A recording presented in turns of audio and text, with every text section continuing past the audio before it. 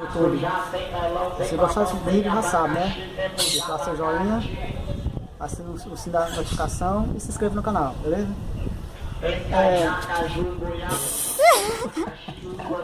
Eu sabia que não. Tem um cara fazendo um comércio aqui, vendendo fruta, né? Mas vamos rolar o vídeo assim mesmo. Se a máquina de você estiver fazendo zoada, só chega mais. Ó. Na centrifugação, na hora da centrifugação, na hora da agitar, de lavar roupa, é porque essa bandeja está empenada, essa bandeja. Por que ela empena? Porque vai bater para poder tirar o rolamento, aí ela empena. E na hora de empenar, esse bicho fica penso. Ó, vendo? Tem uma folgazinha aqui, ó. Essa folgazinha aqui é o que faz isso daqui, ó. Mas se você abaixar um pouquinho, ó, ela para. Ó, vendo? Ela para um pouco, ó. Ok?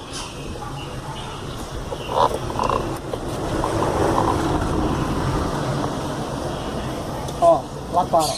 Vendo? Não tá mais, ó. Por quê? Essa mola, ela está boa, a mola tá boa. Ela tá puxando bem.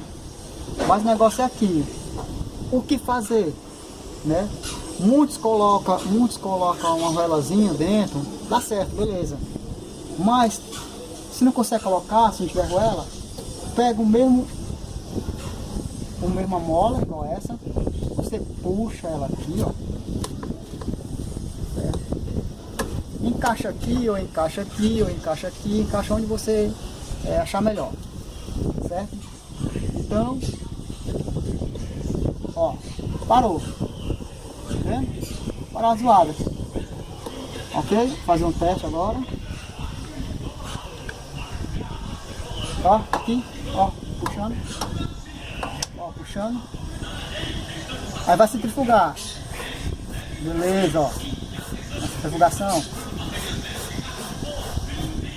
Agora, vamos ver agitar, ela desativando. Desativou. Agora vamos ver se ela está com a zoada ainda. Ó. Beleza, ó. Só beleza. Certo, ó.